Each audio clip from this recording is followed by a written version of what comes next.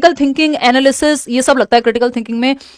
Analysis लगेगा, reflect करेंगे आप, विचार करेंगे, यानी डीप में सोचना पड़ेगा, यानी दिमाग पे जोर पड़ेगा। दिमाग पे जोर तब नहीं पड़ेगा जो सिंगल आंसर है, यानी भारत की कैपिटल तो बता दोगे यार, ठीक है दिल्ली है ना, नई दिल्ली है, वट। तो ये क्या है, एक वन वर्ड का आंसर था, ठीक। इकोनॉमिक कैपिटल किसको कहते हैं बता दोगे, मुंबई, ये वो जो भी आपके पास जवाब है हर चीज के। Discourage the students from asking doubts and questions, तो क्वेश्चन पूछने के लिए एनकरेज करना है, प्रोत्साहित करना है, हतोत्साहित नहीं करना। बच्चे की चिंतन पे जोर पड़ेगा जिस ऑप्शन में। Give questions that involve inferences and explanations, inference होता है निष्कर्ष पे पहुंच पाना, तो उसके लिए बहुत सोचना समझना पड़ेगा आपको, और एक्सप्लेनेशंस को भी समझने के लिए, या एक्सप्लेनेशन यानी उसकी व्याख्या को समझने के लिए, देने के लिए भी सोचना पड़ेगा, दिमाग पे जोर पड़ेगा सबसे ज्यादा इसी ऑप्शन में। इन्फ्रेंस एंड एनालिसिस को अवॉइड नहीं करना है, हमें बढ़ावा देना है, तो जहां सबसे ज्यादा सोचना पड़ेगा वो ऑप्शन सही है क्रिटिकल थिंकिंग के केस में। हाउ वाले क्वेश्चन पे हम फोकस करते हैं। क्वेश्चन नंबर 58 देखिएगा, ये क्या कहता है, sensitive periods are those time periods during which certain dash are especially important for course of normal development, यानी संवेदनशील अवधि वो होती है विकास की प्रक्रिया में जिस समय यदि सही चीजें मिल जाएं, मिल कहां जाएंगी, एनवायरमेंट में मिलेंगी।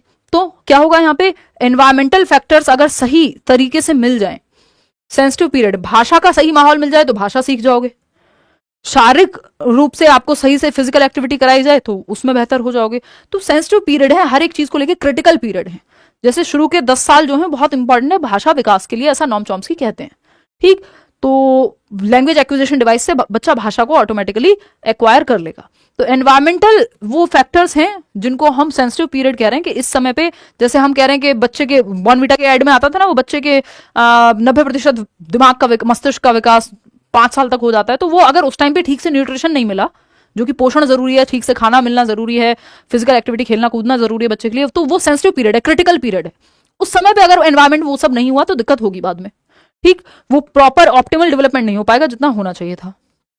तो ये एनवायरमेंटल फैक्टर्स होते हैं जो सेंसिटिव पीरियड्स हैं, क्योंकि जेनेटिक्स में तो आपके वो कोडेड है ना कि इस समय पे सही एनवायरमेंट मिलेगा तो ये क्षमताएं बेहतर हो जाएंगी। क्वेश्चन नंबर 59 देखिएगा, सुनीता अ 12-year-old girl shows exceptional musical ability. Sunita है एक 12 साल की बच्ची जिसमें संगीतीय क्षमता बहुत बेहतर है, बहुत अच्छा गाती है अपनी उम्र के हिसाब से, या बहुत अच्छे से हो सकता है कुछ म्यूजिक प्रोड्यूस करती हो, धुन बजाती हो।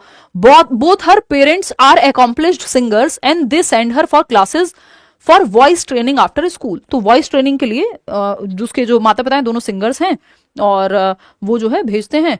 ये मान लीजिए आप क्या नाम है उनका, उदित नारायण और अलका याग्निक का बच्चा हो कोई, मतलब वो हस्बैंड वाइफ तो है ना, मैं श्योर नहीं हूँ, इसको चेक कर लेना, मेरे नज़र में है, शायद पता चले मैंने किसी और का नाम ले दिया, ठीक। इंटरनेट पे कुछ भी बोलना आजकल मुश्किल है।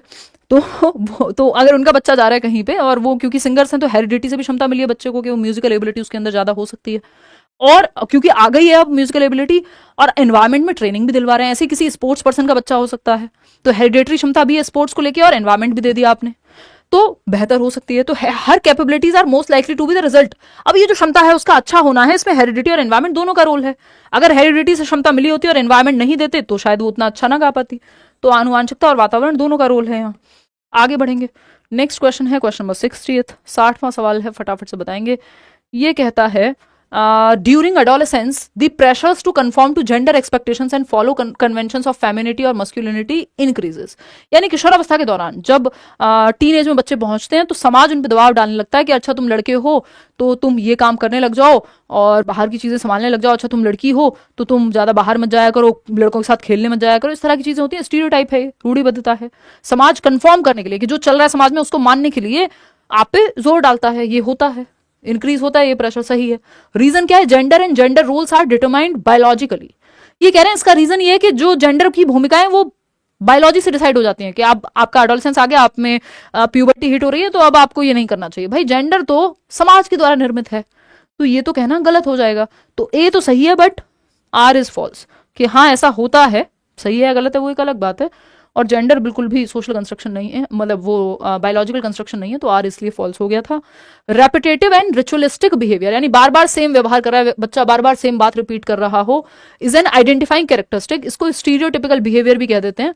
तो ये टर्म्स जो मैं आपको बताती रहती हूँ बीच बीच में, इनको प्लीज ध्यान रखा कीजिए, पेपर में एज इट इज देखने को मिल जाते हैं।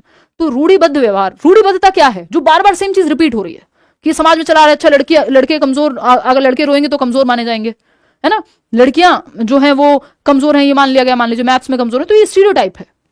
लॉजिक नहीं है इसमें, बट ये चला आ रहा है, प्री कंसीव्ड नोशन है ना, रूढ़िबद्ध हो गया, रेपिटेटिव है। इसीलिए स्टीरियोटिपिकल बिहेवियर क्या है, वो स्टीरियोटाइप अलग तरह का है, वो जेंडर स्टीरियोटाइप है, स्टीरियोटाइप कहीं भी हो सकता है।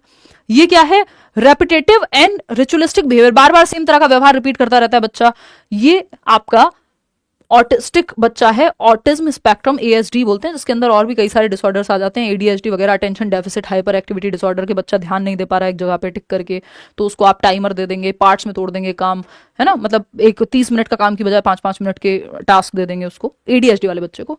ऑटिस्टिक बच्चा बार बार सेम बिहेवियर रिपीट करे। सेरेब्रल पाल्सी, ऑक्सीजन की कमी से कई बार, और भी जेनेटिक फैक्टर्स होते हैं, तो बच्चे का जो ब्रेन मतलब पूरी बॉडी जो है वो फंक्शनल नहीं होती, जैसे अनुष्का शर्मा को थी जीरो मूवी आपने अगर देखी हो तो बच्चा व्हीलचेयर पे ही होगा। और स्टीफन हॉकिंग का पता नहीं, उनको सेरेब्रल पाल्सी था एग्जैक्ट, और भी कुछ डिजीज थी साथ में, डिसेबिलिटी थी, सॉरी। लर्निंग डिसेबिलिटीज, अब लर्निंग डिसेबिलिटी में कौन सा, डिसलेक्सिया है, डिसकैलकुलिया है, क्या है। अटेंशन डेफिसिट हाइपर एक्टिविटी मैंने आपको बताई दी, बच्चा ध्यान नहीं टिका पाता तो हाइपर एक्टिव होता है, इधर से उधर कूदता फांदता रहता है, मतलब टिक के नहीं बैठ पाता, तो इसको या तो आप टाइमर देंगे कि एक लिमिटेड टाइम में टास्क को आपने कम समय सीमा में बांट दिया, है ना, और इनके लिए 30 मिनट का एक टास्क एक साथ देने की बजाय 5 मिनट के 6 टास्क दे दोगे या 5-5 मिनट में डिवाइड कर दोगे, क्योंकि अटेंशन में कमी है। तो ऑटिज्म स्पेक्ट्रम डिसऑर्डर होगा। रेपिटेटिव या स्टीरियोटिपिकल बिहेवियर यदि है तो कम्युनिकेशन में दिक्कत है, सोशल इंटरेक्शन में दिक्कत है, तो ऑटिज्म है। Which of the following would support continuous and comprehensive evaluation, जो सीसीई है उसको कौन सपोर्ट करेगा। स्टैंडर्डाइज्ड इंटेलिजेंस टेस्ट, जी नहीं। बेस्ट वर्क पोर्टफोलियो, सिर्फ बेस्ट वर्क का पोर्टफोलियो, तो फिर चेंज कहाँ होना है। Growth and learning progress portfolio, ये हमें सही लग रहा है बजाय कि स्टैंडर्डाइज्ड के, क्योंकि कितना सीख लिया है और कितनी प्रगति हुई है, ये दोनों ही बातें, यानी कॉन्टिन्यूअस एंड कॉम्प्रिहेंसिव, हर एक पहलू से हम बच्चे को जांच पा रहे हैं। Third option is the right answer. Question number 63 देखिएगा और बताइएगा क्या कहना चाहता है। Which of the following is correct about the process of learning according to socio constructivist theories. Socio constructivist, social और कंस्ट्रक्टिविस्ट यानी सामाजिक रचनावादी, तो वाइगॉस्की सबसे पहले दिमाग में आना चाहिए कि समाज के साथ मिलकर के रचना, ग्रुप में सीखना, सहयोग के माध्यम से सीखना। तो learning is a social process of meaning making, हाँ, अर्थ निर्माण जो है ग्रुप में कोऑपरेशन के माध्यम से होगा, ये वाइगॉस्की कहते हैं। ज्ञान की रचना या सृजन जो है सामाजिक प्रक्रिया के माध्यम से हो। इंडिविजुअलिस्टिक प्रोसेस की बात नहीं करेंगे क्योंकि नाम ही है सोशल कंस्ट्रक्टिविस्ट, तो सोशल के लिए 2-4 लोग तो चाहिए, ठीक। Learning occurs only in a classroom of formal education, नहीं, बच्चा कहीं भी सीख सकता है, खेलते हुए भी सीख सकता है, पैसिव तो होगा ही नहीं बच्चा। तो फर्स्ट ऑप्शन ही बचता है यहाँ कि अधिगम अर्थ निर्माण की एक सामाजिक प्रक्रिया है, ये बात सोशल कंस्ट्रक्टिविस्ट व्यक्ति यानी वाइगॉत्स्की कहेंगे। क्वेश्चन नंबर 64 देखिएगा, आप लोग अभी भी कड़ी मेहनत से जुटे हुए हैं। Rural children, those who experience severe human social deprivation since very young age, usually have delayed or hindered development, and despite rehabilitation the improvement in certain domains of development is likely to be subordinate. This period wherein development is significantly influenced by environmental support is called dash.